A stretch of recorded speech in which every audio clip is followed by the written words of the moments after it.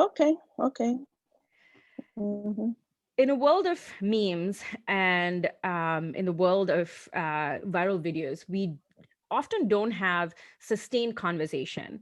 And today I'm really excited on my episode 3 to introduce someone I look up to, someone I have always, she's always been an inspirational person to not just me, but to my husband as well, and to a lot of us in London. I am very pleased to introduce Dr. Florence, and I'm going to tell you a little bit about her. There's a lot of things that she has done. She did medicine at Makerere University, class of 1983. She then studied masters in medicine, psychiatry at Makerere University. She studied health policy, planning, and financing at London School of Economics and Social Science. That is where we met, Florence. She Mm-hmm. then became the former national health, she's former national health mental health coordinator at the Ministry of Health, Uganda, former senior health specialist, mental health at World Bank. She was also a research fellow at Makerere University School of Public Health. She was also MHPSS lead at World Health Organization, Sierra Leone and Nigeria. And today she is the regional advisor for WHO for mental health and substance use in Africa. So, welcome, Dr. Florence. I am so excited and honored that you could be with us. This is an exceptional moment that we're living through in the world. So, thank you so much for coming and spending some time with us. Thank you so much for inviting me. It's good to see you again too. It is very good to see you. So I'm going to jump directly. So I have met a lot of young Mhm. doctors. Why do medical doctors or healthcare workers should care about health policy? Why should we even care about getting into health policy? Tell us a little bit about that and your inspiration as to why you became or involved in health policy.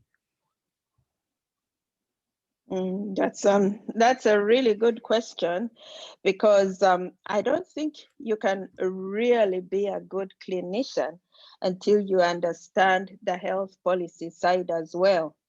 Um, because to understand how far the patient has to walk before they come to the clinic, to understand why they may not be attending, for instance, why they don't come for their follow-ups, to understand why they may opt to buy 3 tablets and buy them every 3 days for a whole month, to understand all these things.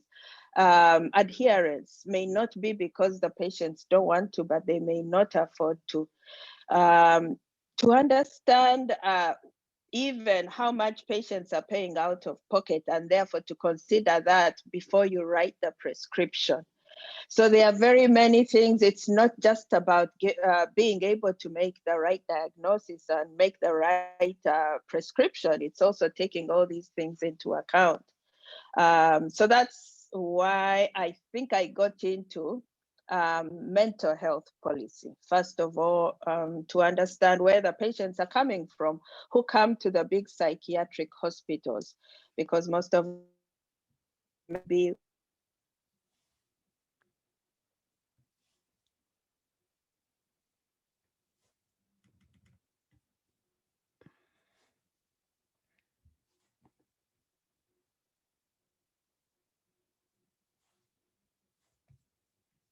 hospital.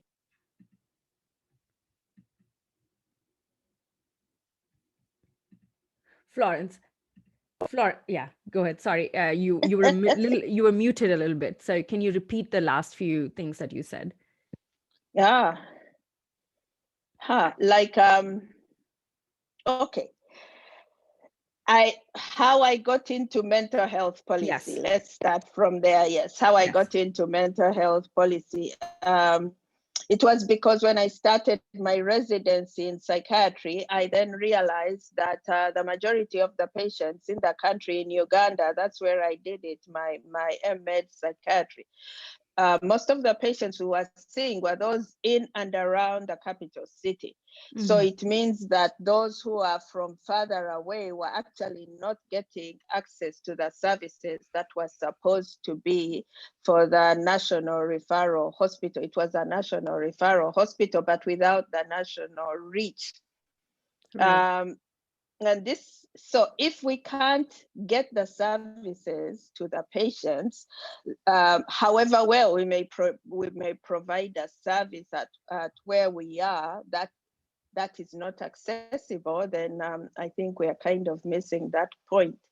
And yet I believe we go into healthcare in order to provide the services for the people who need care. True. So your inspiration Mhm. was from the psychiatry rotation. Can I ask you a question? I come from India where psychiatry was looked at it was stigmatic to have mental health problems or issues, to even seek mental health care. So I'm wondering, when you did medicine and when you were a young doctor, what did you think? I mean, how is it culturally? Is it culturally different from India where, people still are very stigmatized to go and seek mental health care? And if you did, and how did Mm. you overcome, and how did you encourage your patients to seek mental health care, for instance? Yes, definitely mental health is still stigmatized, even in Uganda, even in Africa as a whole. It is still stigmatized, but maybe we did a study when I was at Makerere University as a research fellow. We did a study that looked at stigma levels in Uganda, Liberia, and Nepal. And we Wow. found that the levels in Nepal were actually much higher than the levels in the African region. So it Right. seems like the stigma levels there, and especially for women who happen to have a mental health condition. But that being said, I would say stigma is universal. Mm-hmm. Definitely, it's universal, yeah. And it comes from the beliefs that we hold as to what it is that causes Mm-hmm. the condition.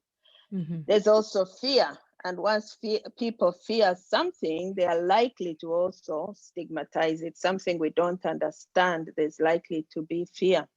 There's also a feeling that people with mental health conditions may not be productive individuals. They may be a negative pull on the family. Right. Right. They may drain the household resources. And then if you extrapolate that to a nation, even the policymakers tend to think that if we put money into mental health, we are not going to get anything out. And Correct. yet we have done enough studies to show that there's actually a $4 return on a $1 investment if one invests in mental health. So yeah. Wow, that's an interesting thing. You said $4 return on a dollar investment, and that's it. That's all it takes. Yeah, Wow. that's Um, all it takes. yeah. So how did you tell us a little bit about how did you get involved in WHO? Now, when we look at WHO, not many people know what WHO does. So how does WHO's mental health policy, how's it been? What is their goals been? And what's the future of it from WHO's perspective? Because when we look at WHO, we think about, oh, WHO is just going to developing countries and giving a bunch of money for health infrastructure. For instance, I'm talking about basic understanding, right? And that is very much lacking in all of us in America, at least. So tell us a little bit about Mm, that. okay, well, WHO was created in 1948, I believe, at the same Yes. time as the other UN agencies were created. WHO was created. And at Alma Ata, when the declaration, no, yes, the Yes. primary health care, yeah, it was in 1978, I believe, that they came up with the primary health care Right.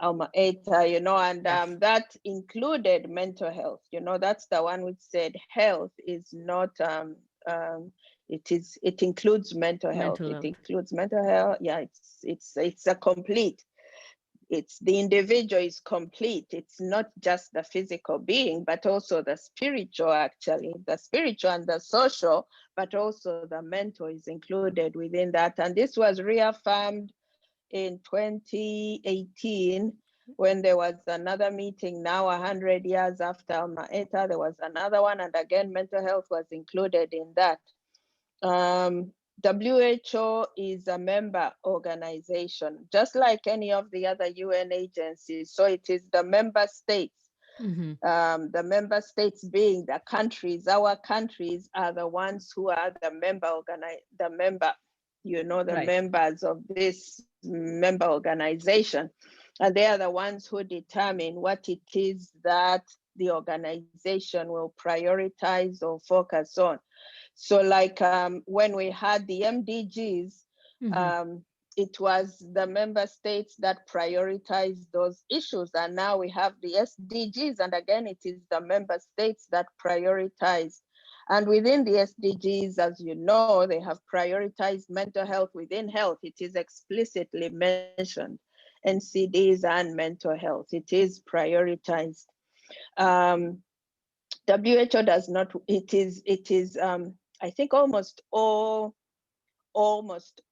governments, actually member states, not all of them, but I believe almost all of them are. Right. So it doesn't just work with the low income countries, it works across the whole world. World. Right. Yes, that's why we have the 6 regions of WHO. So there's also a WHO region office in Euro, which is all high income. We also Yes. have one in Southeast Asia. We have in PAHO, the Yeah. Pan American Yeah. Health Organization, as Yeah. well as Afro and CRO. So they are every region of the world, and EMRO, Right. the Eastern Mediterranean Yes. regional office. Yeah. So, what's the future of mental health policy through the work that you're doing? So, where do you envision the future for mental health policy in the world? First, let's start with the world, and then you can we can then go into Well, region. globally, I would say globally, mental health was included in the SDGs. We had Right. a battle. Some people got together, a lot of people actually, there was a lot of advocacy from different places to ensure that we have mental health included within the SDGs, and that was successfully done. So there's mention of mental health there, but that does not mean that automatically we get the funding that we would need. Right. Um, in order for funding to happen in countries, for instance, the World Bank to fund mental health programs, there would need to be a request from from the countries to say we want mental health funded. If a country wants the support of WHO in the area of mental health, again, they would have to request it. So for whatever piece of work that we do anywhere, it Right. has to be requested. Right. So unfortunately, countries have not been quite priority. It is not one of the higher level priorities. Right. I would say the good news, though, is Mm-hmm. last week we had the executive board meeting of WHO, and one of the agenda items there was discussing mental health in the context of emergencies. So since the beginning of WHO, which actually does a lot of response work in emergencies, and a big part of the mandate of WHO is to work in conflict situations. And I think I didn't answer your earlier questions how I got into WHO. Right. It Right. was Right. actually through Ebola, and but I'll come back to that one. Sure. Yeah. But I want to finish with the executive board, the 148th session of the Mm-hmm. executive board, which was held last week. Mm-hmm. Not this week, we just completed the week before that. And that's where we had a resolution talking about strengthening preparedness and response for mental health and psychosocial support. And this is the first time that mental health is actually discussed in an emergency. The Right. WHO emergency program, this Right. is the very first time that they discuss mental health. Wow. Wow. So all these years, while they have been responding to emergencies, mental health has never been on the table. But now they Yeah. agreed, the resolution was put up, and they agreed that it should actually be prioritized. So that was, I think, an That's a victory. important Yeah, it's a very resolution. important victory. I So believe so. tell us about Very this. important. Yeah, tell us about the story that you skipped, the WHO. How did you get involved? You were going to say that. How I got into WHO. Yes, how I got into WHO. Well, um, when you were introducing me, you mentioned that I was actually with the Ministry of Health as the first national mental health coordinator for Uganda in from 1996 up to 2000.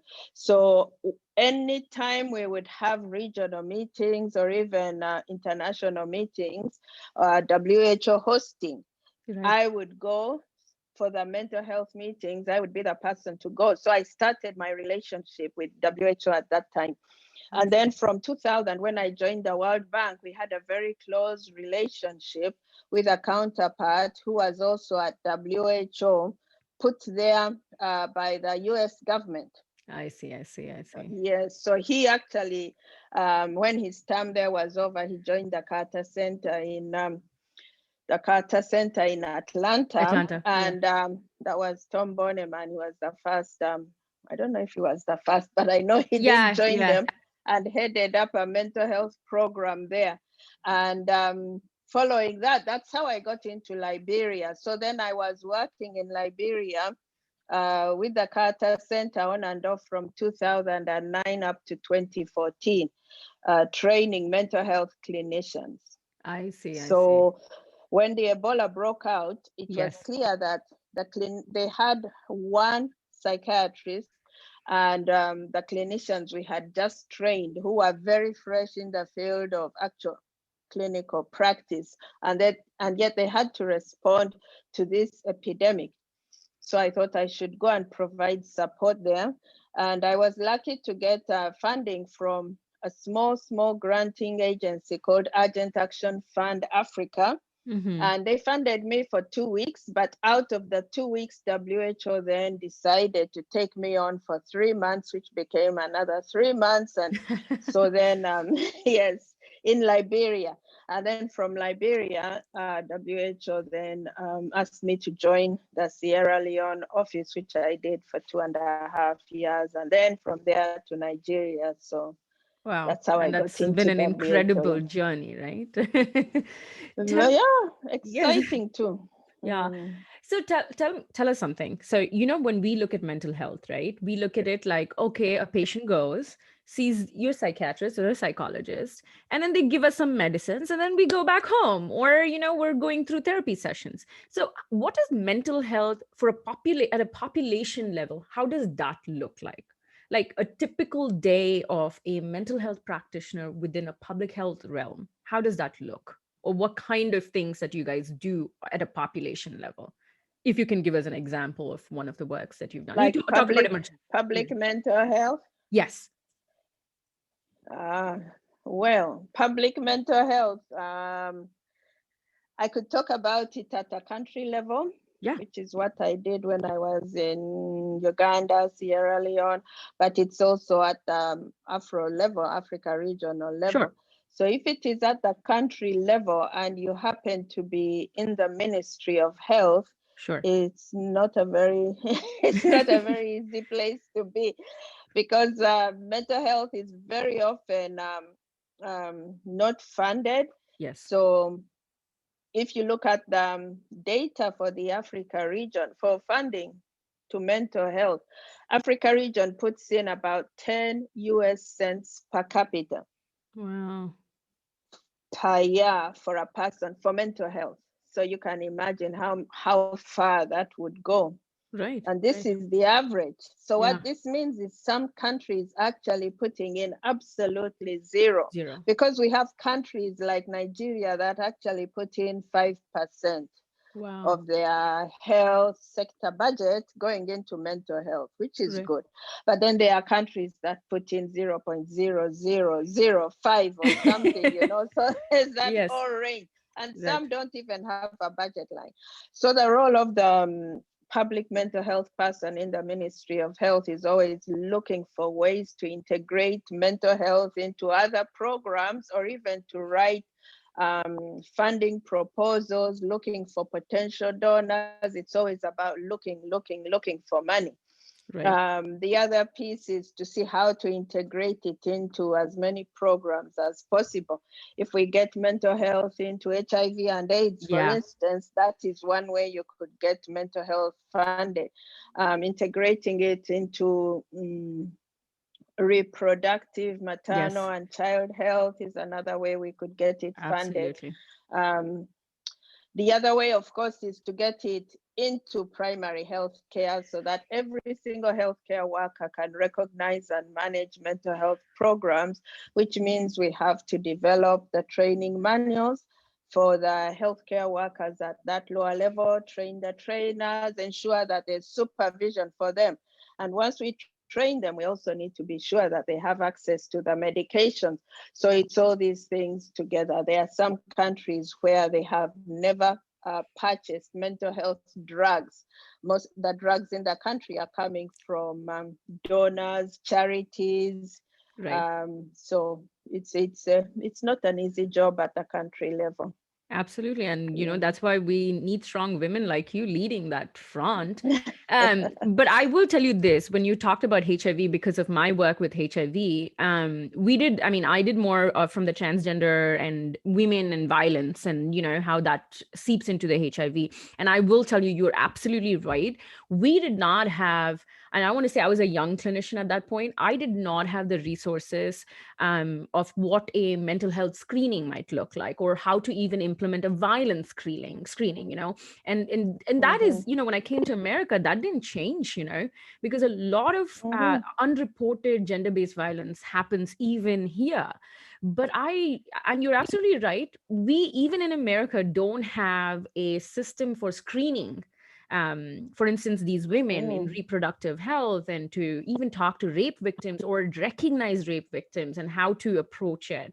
And and I would love if we had accessible tools. And it's funny when I say that, because I'm like living in the so-called developed country, and I'm just still struggling with the fact that we don't talk about this enough. We're not training family doctors, internal medicine doctors to sort of do this. We can't even recognize, like, mm, just recently in an ED, I couldn't, like, the ED physician couldn't recognize that there was a battered woman who came. mm. If Oh only, dear. yeah, he or she had probed into it a little more, or if we had, like you said, a toolkit that could have been given to us during training. Mm, Maybe that doctor would have recognized it, and maybe that doctor would not have discharged the patient without any follow-up.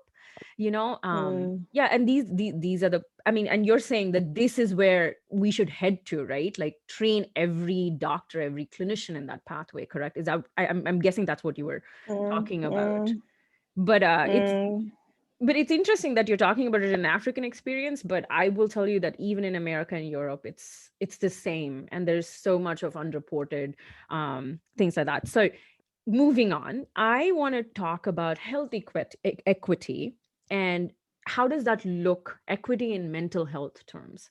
Like, I know you've mm. touched upon it a little bit everywhere, but just tell us about how equity looks in mental health. How do you envision that to look like in the future? I know it's not good now in different countries, but how would you like it to be in terms of equity? How we would like it to be. And I think it will be different for different income level groups, for Right. instance, income level groups, and availability of resources, and where one finds themselves. If you are in the US, equity is going to be very different from somebody in Africa, for True. instance, because those are going to be two very different things. Um, I think equity is about getting access to Right. every single individual. So, for instance, when we talk about access, in higher income countries like the US, your primary contact point is probably a physician, isn't it? Yes. Or maybe a physician's assistant, but Yes. it's, a very well trained person in an actual properly equipped Yes. health facility. Whereas in our part of the world, the first contact point may be a community health worker, and some of Sure. them may have a very, very few years of education, and maybe then they are trained to recognize and manage some few conditions, and then recognize and do referral for other conditions. So in our case, equity would be that even there at that point, we would want that if somebody came in and they have a mental health condition, they would be treated like the person who comes in with malaria or diarrhea.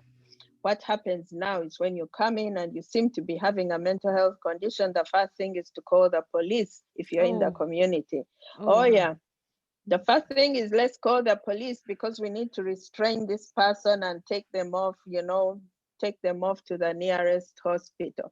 So Wow. that's the challenge. And the healthcare worker, if you go into a healthcare unit and you say, I have this and that problem, and the symptoms seem to be a mental health conditions, they say, you'll have to come back on this day when your nurse is here, or you will have to sit and wait until the end of the day and then we'll see you. We don't want you sitting with all the other patients. So for me, equity is also that you would go to the pharmacy and you can pick up the medications that have been prescribed. Right now, that is not possible. So Hmm. equity is that you don't have to pay out of pocket because you have a mental health condition, and yet somebody, let's say with HIV AIDS, who needs drugs that are much more expensive, is getting them, free of Yeah. charge. Yeah. That doesn't happen for people with mental health conditions. So I think equity is we have to see how to try and equalize the services that are provided for people with mental health conditions, try to make sure that they reach the people in the same way that they try to reach the people with like HIV.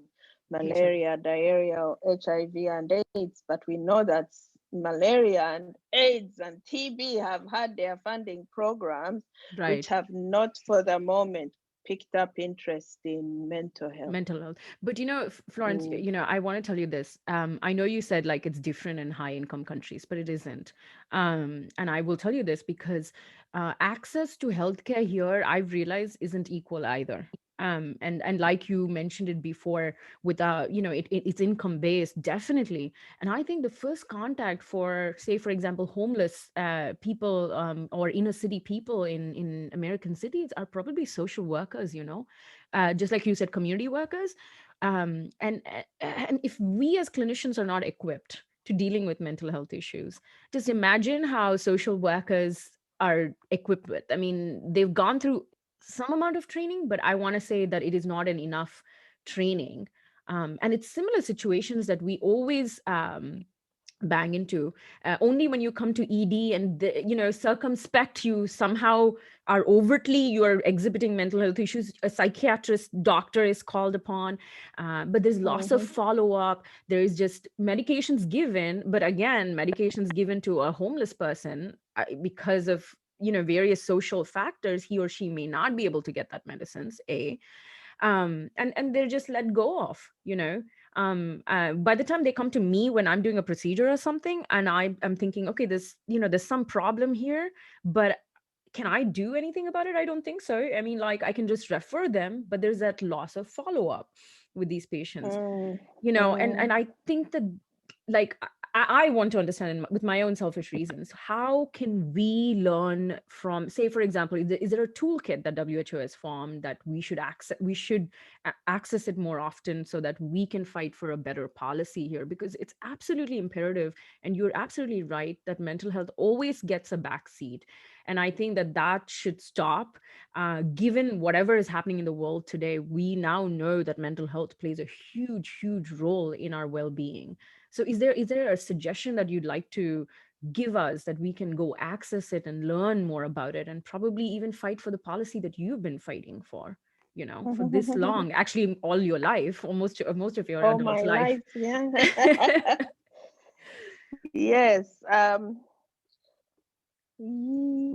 A tool like a policy document, or a tool like something that healthcare workers could use, because those are two different things. Sure. I think a tool like the Mhm. healthcare workers can use, we can start off just even perusing that document. Yes. Okay, then that one we have MHGAP, um, intervention guide, Yeah. and we have the second one. It's a WHO document, MHGAP. If you put that in, if you put in World Health Organization MHGAP, it will come up, an Okay. intervention guide.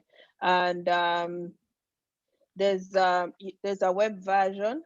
Mm-hmm. It's available in the Apple Store, I believe. So yeah, that's one that I feel if all healthcare workers were familiar with that, they would be able Right. to recognize. For me, the commonest condition that healthcare workers need to be able to recognize is depression. Very, very common. Up to 30% of people in a general outpatient department are going to have depression, but they get missed for the reasons that you gave. People aren't looking for the depression. Right. Somebody is going to come in today with this complaint, the next day with that complaint, the next day with another complaint, and the depression will never be recognized. And so Recognized. you end up sending them for this and that test and wasting a lot of resources. Yeah. The other challenge, I think, probably for the higher income country, is the fear of litigation, isn't it? Mm-hmm. Nobody wants to touch that patient that they feel is not within their mandate to Yeah. handle. Because if you try to manage somebody who, let's say you were supposed to be a trauma, somebody, and then the lady coming in has been traumatized, it's true, but she may also have depression. Right. And then you don't do anything about the depression because your area of work is supposed to be just that, traumatic incident, and that's that. So I think there's that fear, and the silos that this over specialization have created Agreed. is the one that makes it much more difficult to see the person as a whole. We no longer see people as a whole. People see the medical people now very quickly decide when you go into an emergency room or you're in the outpatient, you're quickly, they decide, is it the kidney, is it the heart, is it the lungs, is it, Right. and then you go off down on that journey. Is it a woman? Is she pregnant? Is she not pregnant? Is she, so it's always around an organ, and yet the person is not just an organ, the person is a whole. Wow. Yeah, so I think we also have to get to that No, point where we see people as whole. right. And I think you hit the nail to the wall when you said a person is not an organ, he or she is the whole. And you're absolutely right when you say that specializations have created us to just look so one-dimensionally instead of multidimensional. Yeah. And where do you think a mental health practitioner fits in that multidimension? I want to understand that because I know you're an educator yourself. How do you tell us a little bit about that challenges and how you're circumventing that? Like, how are you bringing mental health back into the forefront? Tell us a little bit about your challenges and your successes. I know you told me one success, but tell us a little bit more about how you did this. And I'm sure along the way you may have felt, saddened and, all of that. Tell us how you kept working towards that. How did you keep fighting towards this? Well, I think everybody has to have a mission. There's something that pulls you to do what it is that you do. As lucky, I found mine very early. So, yeah, but I would say if I use the example of Uganda, um, it was not just working as the Ministry of Health, but also working, and I think this was really important, working with the people, with the lived experience. At that time, we didn't call them people with lived experience. At that time, they were called the users or the consumers of the service. And this was in Oh, about wow. from 96, 98. So when I joined the Ministry of Health in 1996, at that time, we did not have an organization that was of people with mental health conditions. So Right. then we created Mental Health Uganda. We also created the Epilepsy Support Organization. And these were people with lived experience, because normally you always have people doing for others. Right. And then we also had Uganda parents of children with learning disability. Mm-hmm. And was parents of that was a little behind the other two, but it was a beginning. So these groups did a lot of advocacy for the integration of mental health into the health policy, and integration of mental health into the health sector strategic plan. So we ensured that right from then. So by 1999, when the first health policy came out, mental health was in there as one of, because we had done newspaper articles and people had come out and spoken, and we brought it out as a big challenge. So then we were able to get funding from the African Development Bank. And Wow. they were able to get it for 2 cycles of 5 years each. And this covered downsizing of the big psychiatric institution, because when I did my MSc, my MEd psychiatry, which I completed in 1990, Right. as I mentioned to you, that's when I realized that people didn't have access. And so I thought the first thing is to see how to downsize the big hospital and then have these units built all over the country. So 14 units were then built around the country. I was no longer in Uganda at this Right. time, Right. Right. but Right. it's what had been written in the documents. 14 regional mental health units were built at the regional hospitals, so not standalone institutions. Right. And then we also we revised the curricula of nurses, so all of them have to rotate through psychiatry. Every single nurse has to rotate through psychiatry in their training. And those who are already in service, we had a round of training, as many who are already in service as possible, to recognize and manage common mental disorders.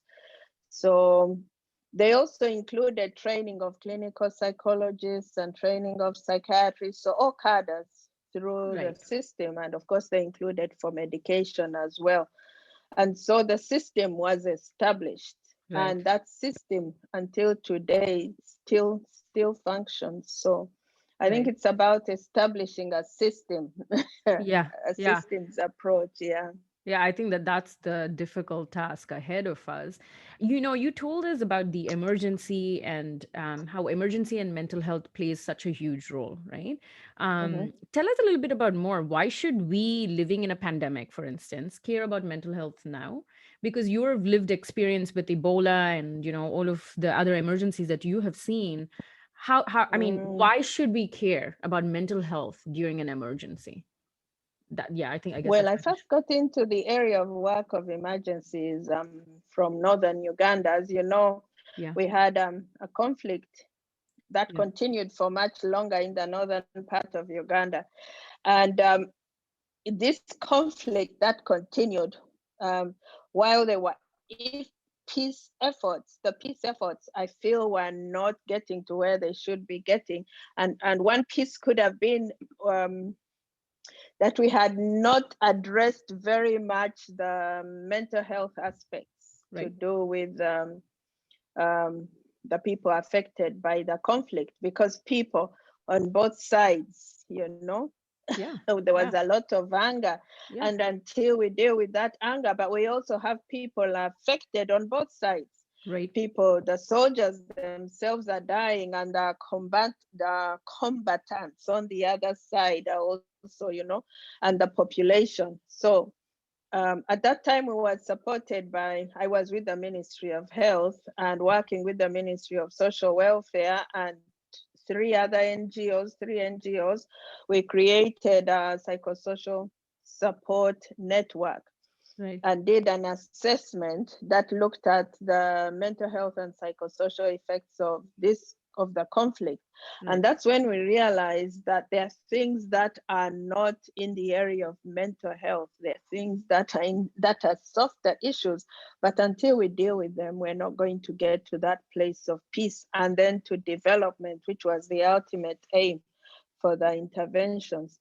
Um, so UNICEF then provided the funding to the districts that were Right. affected to develop plans, which UNICEF then funded. So people could then begin like rehabilitation of the combatants. Those Mhm. who returned would get rehabilitation, but the communities as well were getting support. So I think as a result of that, eventually they came out of the conflict. And then we came to Ebola, and again, it was almost the same thing. But for True. Ebola, there was the sense of fear as well. Mm. Ebola is very, very, Infectious. the Yeah. mortality, The mortality. infectious, but with a very high mortality rate, Right. very Right. high.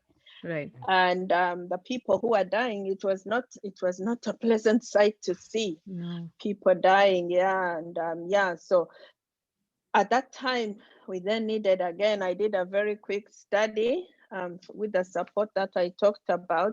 And then we decided that one part of it was that the population did not trust the healthcare workers, the government healthcare workers. There was a fear that the healthcare workers who would come and spray everybody in trying to, Right. disinfect the house. They were the ones spreading the Ebola. So there were these kinds of rumors going around. There was a lot of fear. There was a lot of mistrust. Even healthcare workers who were working in the Hmm. Ebola treatment centers could not go home. They had to find where to stay. They couldn't Right. go home. There was a lot of fear. They had a difficult time if they tried to go to the bank. The taxis would not take them if they were wearing their uniform. So having done all that, we realized that also um, the idea of community engagement, where people would go into the communities to try and find those who had Ebola and try to get them out of the houses and take them off to the treatment centers. Unfortunately, at the peak of Ebola, a lot of people were picked up and then never heard from again. Right. And Right. this for them brought up again the years they had been through war, because both Sierra Leone and Liberia had been through war, and many people at that time would go through the same thing. The government or whoever Right. Right. comes Right. and says so and takes them off. And so these ones would come, and so people were not willing to give up the people whom People. they thought were sick. Or Right. if somebody fell sick, the other family members would leave that house after the person dies and run off to a new place, and of course end up infecting other people. And so there Wow. was a need to build trust again between the communities among themselves, Right. but also the communities and the healthcare workers. And so then we began again. We At that time, I realized it had to be a community intervention. It was not going to Not be going to be. something where people come. And so we established what was called community healing dialogues. Wow. People would sit together in a circle and talk about the issues. We had talked about Ebola kills, Ebola kills, Ebola kills. That was the message being given to the people. And so when people also got better and returned back to their communities, people thought they were ghosts and they were running away from them. They were really afraid. So Wow. now to integrate those who had recovered was another challenge. So these community healing dialogues were playing that role to build the trust within the communities, but to encourage the reintegration of survivors. Yeah, and also to make Wow. sure that everybody understood that the healthcare workers were really there to help them. Wow. So do you Yeah. find that resonating today with the pandemic that is going? You think that we have similar things happening with the stigma, with the, I've heard in India, the stigma with the healthcare workers who are working in the wards, Mm, with Mm. coronavirus. And yeah, do you see that echoing today as well? And do you think we should? Yeah, yeah. So what's your advice? How do we like combat these like stigma issues and issues of non-trust? I mean, in America, it's non-trusting that is happening. Like, I don't trust to get a vaccine, for instance. I don't trust my doctor. He or she is not giving me that information. I mean, I understand that is that, okay, COVID has killed 400,000 people in America. I mean, in your expert advice, how do we how do we have those dialogues, Florence? Like, no, this is an Mhm. okay thing to do. How do we? I know you've had wealth of experience in this, so tell us, I mean, give us a little bit of an advice, if you may, from your wealth of experience. How do we start building trust in society about vaccination, about information, and things like that? Yeah, I think this time the challenge is we can't really hold physical meetings. That's the Yes. big challenge with this Yes. one, yeah. Because I think as people, we like to see somebody. It's Mm, easier to trust somebody whom you're sitting next to and you can see and um, and talk to right. Right. physically in the room. Right. And Right. now we can't do that. What we do is we can do video calls, and you can try. People are holding peer support groups Right. via video calls, but it's not quite the same thing. So Yeah. if people come together around a specific issue, like AA, now they are holding their group meetings on Right. video call, and they were holding meetings before. And those who hold church services Right. through video calls, that can be done. But now if you're trying to pull together community members who don't know each other at all, and Yeah. somebody has to mobilize them into a group and then set up a video conference there, and then try to introduce the Yes. topic of, it's much more complicated. And I think that's why we have met up with a lot of challenges. But yeah, it's a big problem because the mistrust is there, definitely. It's Yeah. there. There are videos going around. There's one South African one going Yeah. around which says they're talking to this taxi driver and they say, um, are you going to take the vaccine when it gets here to South Africa? And he says, I'm going to wait and see. Oh, If wow. the politicians and none of them wants it, then Yeah. definitely I'm Yeah, not I'm going not to get taking. it. But Wow. but if I hear that the politicians are rushing to get it themselves first, then I'm sure Then I'm that sure. that's that then I'm sure it's safe because of all the corruption and everything. They're saying if we hear that the politicians are now, taking the vaccine and giving it to themselves before anybody else, then we'll be sure it is safe and we shall go for it. How do you, in Yeah. your role, Florence, like you've had the role of a very delicate role of talking to politicians and keeping public health into perspective. Like you're in that unique position where you have to talk the language, you have to talk whatever issues that you have faced as a clinician with the population, and sort of like ask for funding from a politician, right? I mean, I remember in HPPF class we had that role playing, but I just thought that was hilarious because it was just a role playing.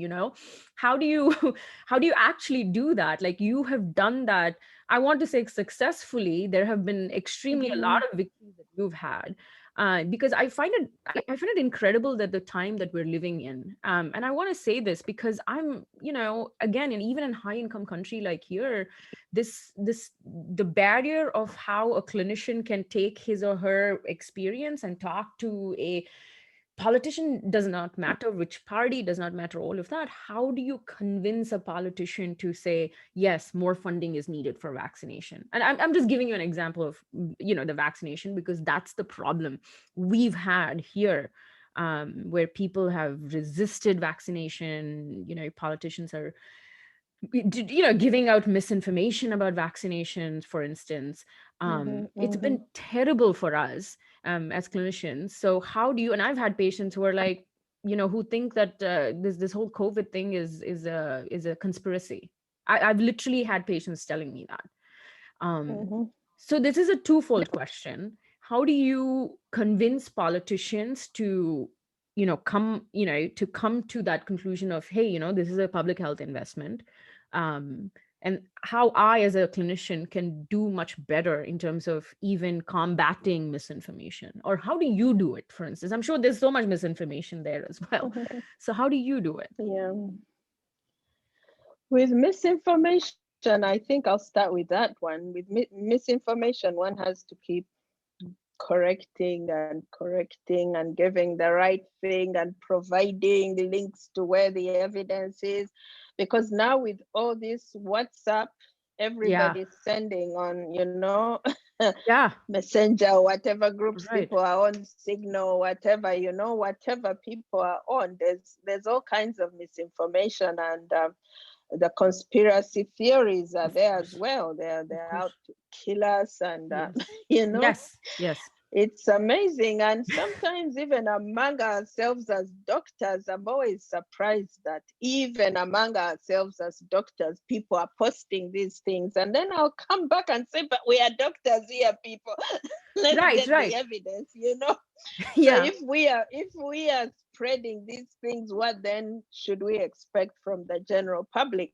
That's the voice I take on. I say, well, do we have the evidence? Whatever anybody posts, you know, for anything that anybody posts, you can always go and look for, is the evidence there? Or Right. is it even fake news? You can check on the web and you very quickly find out it's fake Right. news or there's evidence. Right. And Right. so that's, if it's doctors, it is easy. I will say, well, there's really no evidence for what you're writing. But if they are not non-doctors, I will sometimes post for them Yeah. where the evidence is and try to straighten them out. I say, you know, you Yes. have to always look for the evidence. Don't just take everything at face value. Yeah. Um, in talking to politicians, people tend to say what they want is votes. Yeah. Yeah. But I think politicians, a piece of them, it is not just votes. I think a piece of them, they want to be seen to be doing the right thing. Mm-hmm. And so if you can convince them that this is something they can do and it's going to have a big impact and it's a good thing to do, I think they will do the right thing. Mm. Yeah. Mm. So appeal to their Um, better sensibility. Is that what you're yeah, saying? and evidence, they like evidence. So They if you do. have the evidence, yeah, so if you tell a politician that put in $1 you get four $4. dollars return on that $1 investment, they're going to pack up a little bit and say, I want to know more about this. Yeah, so it's always talk to what it is that the politician may have an interest in. And I think they do want to do good. They do want to do good, and they like numbers. So if you say, if I put in place, yes, they Yeah. do. So if you say, if you tell a politician that I will, if you build a hospital, people will always remember you for the hospital that you built. The politician will build the hospital. If you tell Yes. the Yes. politician, yeah, they will build a True. hospital, True. because even us in Uganda now, people are still talking. The first president we had in 1962, people say, those are Obote hospitals. They weren't True. Obote hospitals. They were probably Yeah. built by the Yeah. British before Yes. the, you know, but they Colonization, call during the them colonization. Yeah. Obote, yeah, Yeah. Yeah. Obote hospitals. Oh, those are Obote hospitals. Those are Obote hospitals. So now, when you come in and there's no need for hospitals anymore, then you need to find something else that's going to that the politician can report in his monthly or yearly report to the people. This Right. and that number of people were reached with this and that, and this and that changed. So if you have something where you can show those numbers, the politicians. Politicians like Mm. numbers. See, but this is the thing I'm saying. How many doctors know how to do statistics? This is why I keep telling young, medical students to get into policy, to get into, because here policy is done by a middle person, who's not a doctor, who's not a clinician, and they're relaying our information to policy makers, which, there is the communication breakdown. I rather us sit on the table and actually make that possible. So that's why I'm having this conversation, where I want to inspire younger medical students to get into policy, no matter what you're interested in, like you said, like to even get into it, and be inspired by it. So Florence, I want to ask you this. What gets you going in the morning? Like, you fought so many battles. What's your inspiration? Who is your inspiration? I really want to know who's your inspiration. To For so many years you've been doing this, what has been your inspiration, or who has been your inspiration? I don't know if it's a what. I think it's a what. It's I feel like I could do something about mental health services in Africa. Mm-hmm. Yeah, I feel that's something that can be done. I think it's within the reach of my lifetime to make a change that can be seen, and it's within the reach of maybe even my children to have a change that we can see. And if we want a change, it is us to make that change happen. Yeah. Yeah. So very early on, I was actually 13 years when I decided I wanted to do mental health. Yeah. I visited a Wow. psychiatric hospital with my mother, and Wow. she was doing social work, and No. I had never seen people with a mental health condition. Never, Right. Right. ever. So I had no idea what was going on, but I was totally fascinated by. My father was a doctor, and so I was very familiar with physical health, but I Right. had no idea that even the brain could go wrong, you know. So it just Yes. totally blew my mind, pun intended. But yeah, that's So how I that's started. so you're saying be the change that you want to see. That's your mantra. Yeah. Yeah. Hmm. Okay. So we talked about health equity, pandemic, WHO. So I'm going to end by asking you to tell me, what is that one book you want us to read? Your recommendation for one book. I ask my guests that. So if there is a book that we should all read, what is that one book? Oh, ah, I don't know. I've read so many wonderful books. But I think the one that moves me most is Anna Karenina. I don't know why, but yeah. Wow. That's actually a nice book. I've read it too. That's Anna Karenina is a nice Mm, book. You're a devout Buddhist, right, Florence? yes, How has your yes. faith helped you in all of this? That was a question I completely forgot to ask. How has your faith, I'm sure it has had a huge role in what you do and Mm-hmm, in every day. So how has that helped you? Because I feel like a lot of us have become cynical in life with what is going on. So mm, I mm, talk mm. to you about that. I remember you being very philosophical to me from where I saw it, but I want to really know what is your faith done to you in your life and how has that helped? Okay, so I became Buddhist in 1994, and I started at the Ministry of Health in 1996. So in the Buddhism that we practice, every single person makes a vow. Hmm. So we believe that this vow was made in the long ago past. You believe that this vow is something that you are here to fulfill. So when you find out, when you become Buddhist, then Hmm. you pray or chant to see what's my vow, what vow did I make. I made the vow, yes, but Hmm. how to actualize that vow? The vow is for world peace. It's for world peace, Oh, the global vow, but how to achieve it? What is my role in this very big picture? wow. So for me, it comes through in strengthening mental health services, because this Wow. is an area where there's a huge gap, Yes. especially for us in the African region. And Yes. so when I do this work, I feel like I'm doing the Buddha's work. That's how I Wow. put it. Wow, that When is I do so the work I do. beautiful. That is actually so beautiful. The whole Well, your piece, you're a small piece in that global goal, and I think that's an amazing an amazing thing to behold. I now understand why you're so passionate about what you do, because somewhere along the line we all become cynicals. Cynicism creeps through, so you need something to hold on to reach that goal. So what is going, the yeah. so what is that one word you want to encompass this conversation, what is the word you would give this conversation? Passion.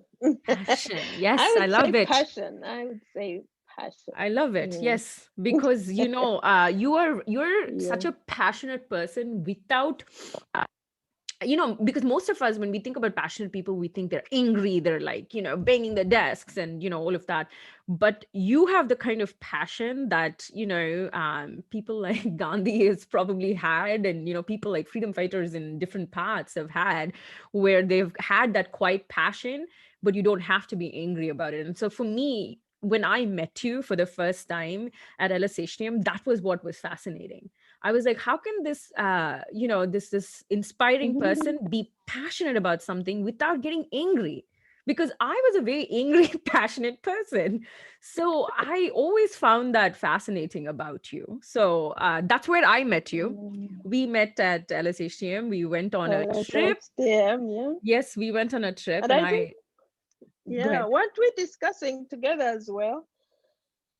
Discussion groups, no? Yes, yes, Mm, absolutely. I mean, yeah, yeah. absolutely. And I think you encouraged my dancing. I remember you saying, yes, Yes. Bharatanatyam and this and that, and I thought that was so sweet of you to do that. But, we were all very in awe of you. I didn't know if you ever knew that. Really? I didn't know Yes. that. No. No, we were, because we were like, oh my gosh, she actually heads this whole, WHO country. We're all younger, and we were all like, this is so much. You are all very, very young, but we at that point we are all equal, isn't it? Yes. When you're in Yeah. LSHTM, there's nobody here. No, we're all struggling. Yes. We're all in that same struggle, Yes. do the Yes. assignments and yeah, understand No. all that economics and things. Hey, Yes. wasn't easy. It wasn't easy, but I have to tell you that that is a time that I miss a lot, because I was mere spectator of all of you who have done such wonderful work, and we were inspired. And to be honest with you, we would talk behind you and say, she is like this mental health advisor for WHO in Uganda. She's like amazing. And and you made us feel so comfortable, even though we were so young and Really? inexperienced, and we were so inexperienced. We hadn't done as much as you had done. So I want to take this opportunity, as usual, that thank you for doing this, but also thank you for Wow, inspiring. thank you too. Thank you for inspiring a lot of women like me. I mean, and that is important as well for me. And I know I should not bring race and sex and all of that, but I now know enough to tell you that the struggle of a woman and a struggle of a person of color from Africa and a strong woman is needed for all of us. So I really thank you for doing the work that you do. And I hope this conversation between us has sparked many of our physicians, young women here, who can look up to you and probably follow the path that you have taken. So I thank you from the bottom of my heart. It has been an honor and a pleasure. Thank I you. thank you so Thank much. you so much. Say hello to Anat. I will.